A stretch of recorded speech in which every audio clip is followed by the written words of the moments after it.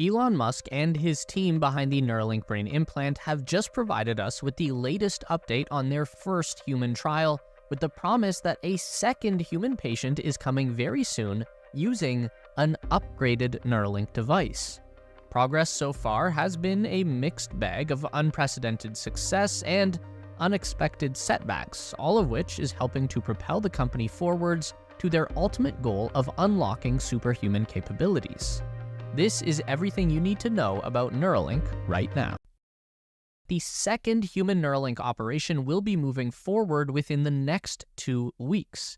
This is a slight delay from what we had been expecting, which was to see patient number 2 completed in June.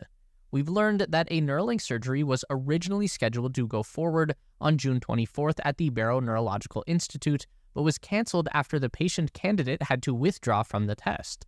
Barrow's CEO Michael Lawton has said that the withdrawal was due to health concerns with the patient, and he notes that these concerns are unrelated to the brain implant procedure. Elon and his team have also revealed that Neuralink's second human implant will not be like the first. Neuralink's first human patient, Nolan Arbaugh, underwent his brain implant surgery in late January 2024. This procedure was successful, and Nolan didn't experience any negative side effects from either the surgery or the implant. For the first couple of weeks, Neuralink's N1 brain-computer interface performed flawlessly, allowing the user to interface with their computer mouse just by thinking about the movement. This immediately gave Nolan the ability to surf the web and play games independently and without the use of a mouth stick for the first time since he was paralyzed in a diving accident 8 years ago. During weekdays, Nolan spends up to 8 hours a day contributing to Neuralink research. On weekends, his personal and recreational use of the implant can exceed up to 10 hours per day. He's been able to reach up to 69 hours per week of brain-computer interface with the N1 chip.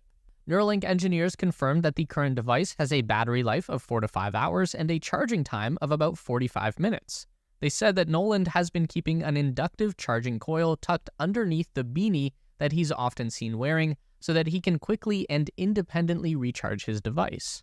Neuralink also says that Nolan is already moving his computer cursor at speeds beyond the ability of a person using a mouse, something Nolan has been demonstrating often with his live streams on the X platform. The standard for measuring speed and accuracy of cursor control is bits per second, or BPS, and that's what Neuralink is calculating during these grid tests where you see the cursor moving around and clicking on different boxes. On day 1, Nolan set a new world record of 4.6 BPS. 3 months later, Nolan was already achieving 8 BPS and is currently operating at a rate of 9.5 BPS, double his previous record. The Neuralink telepathy software is able to distinguish between left and right clicks and allows for movement of the cursor that is precise enough to click on the smallest icons and buttons of a laptop screen. However, this initial trial has not been without issues. What we know is that in the weeks following the surgery, a number of the electrode threads that were implanted into Nolan's brain tissue started to retract, essentially cutting off some of the communication between the brain and the implant. During the surgical procedure, Neuralink's R1 robot was used to insert 64 threads into the outer layer of the brain, the cerebral cortex, and specifically, this is targeted into the motor cortex region of the brain, penetrating just a few millimeters deep into the tissue. Each thread is thinner than a human hair and carries 16 electrode sensors, giving the Link device a total of over 1,000 connection points into the neural network of Nolan's brain. From here, the electrodes can detect bioelectric pulses created by neuron activation within the cortex layer. The Link device uses signals collected by the threads to create a digital representation of the brain activity that can then be transmitted via Bluetooth into a nearby computer device. Neuralink has confirmed that only 15% of the Link electrodes remain in place today, but according to Neuralink, these remaining threads have stabilized, and improvements made to the software algorithms that decode his brain signals have restored Nolan's brain-computer interface capabilities.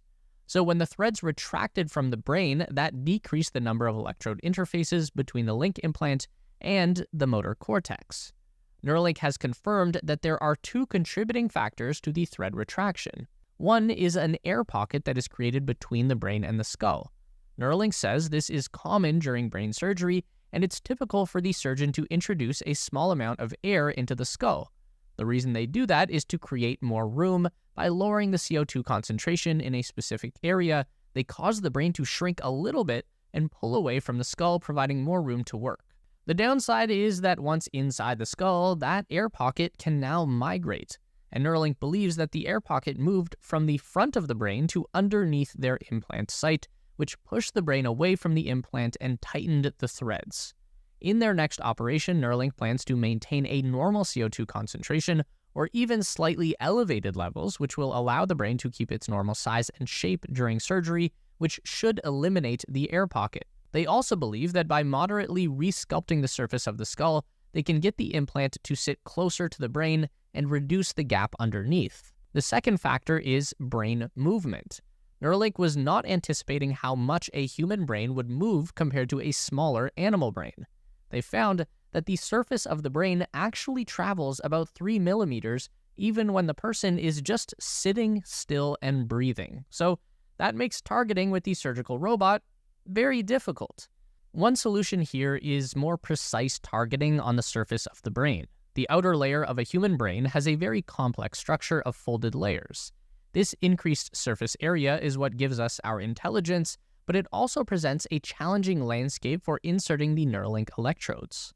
For their next procedure, Neuralink will be targeting only the high points of the surface and avoiding anywhere too close to one of the folds. This will provide better connectivity to the neuron layers, and it will make sure the thread is anchored in the brain tissue. Another solution is simply to go deeper with the thread insertion. Essentially, Neuralink will be broadening the range of thread depth with their second human operation, now that they know retraction is a possibility. So the threads will be placed at depths ranging from 4 millimeters to 7.2 millimeters. Neuralink engineers believe that as long as the threads can stay planted long enough for the brain tissue to begin healing over and regenerating from the surgery, then they should remain anchored and stable for the long term. It's also important to note that Neuralink is the first brain implant with the ability to have varied electrode depths. Previously, we've only used these hard spiked arrays with pins that are all the same length. What's interesting here is that Elon says the updated Neuralink Gen 2 implant will have fewer electrodes per thread, going from 16 down to 8, and that's because the company now has a higher confidence in the thread's ability to reach neurons, so less electrodes are needed. He believes that Neuralink can achieve double their current bandwidth just by getting more accurate with the thread placement. One of the engineers pointed out that they can also move to a higher thread count to increase the number of information channels to the brain, potentially reaching up to 3,000 channels. Their current device has a maximum of 1,024. Elon and his team are highly confident it won't be long until a Neuralink user can communicate much faster than any average human being, not just through a computer, but Elon is already talking about this idea of being able to instantly transmit a concept or idea using digital telepathy without even any need for words or language. He's also highly confident that Neuralink will be offering their first solution to blindness in the near future. His team said that there's already been several animal trials with stimulating the visual cortex of the brain. It's still very basic stuff. They can essentially light up a pixel in the vision of a monkey. Then by having the monkey look toward the light, they start to get an idea of which neurons are connected to the various pixels that make up our vision. So the first iteration of Neuralink's blind sight will be very low resolution, equivalent to something like an old Atari video game, but it will improve over time. One other Neuralink capability that was teased during the update was an interface with Tesla's humanoid robot, also known as Optimus. The team believes that a paralyzed individual should be able to use their Neuralink to control the movement of the humanoid robot. That can range from manipulating a robotic arm to help them move objects, or scratch an itch, all the way to remote controlling a full robot body. In a slightly more practical application, Elon thinks that they can have Neuralink users steering their own electric wheelchairs using Bluetooth communication from the implant, which would be a massive upgrade for the independence and mobility of a paralyzed individual. It was also confirmed that unlocking the full capability of Neuralink is going to require multiple device implants. We have this X-post from Elon Musk where he writes, "Noland and I discussed a possible second Neuralink, next-gen version, that would allow his other brain hemisphere to interact telepathically with his computer. This would be like having two-handed control ability. the equivalent of mouse and keyboard. The idea here is that a Neuralink on the left side of your brain will interface with the right side of the body, such as using a computer mouse, but to get the equivalent functionality of using both arms at the same time, you need implants on both hemispheres of the brain. Nolan was recently on an episode of the Joe Rogan Experience podcast, one of many interviews and conversations that he's done with the media since his identity was revealed in March 2024.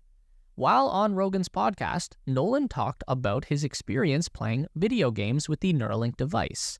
Nolan said, "I basically have an aimbot in my head. They'll probably have different leagues for people like me because it's just not fair." Nolan went on to explain that his digital telepathy is faster and more accurate than playing with hands and a controller. He said, "Sometimes it's so good that it's moving before I even think it to move.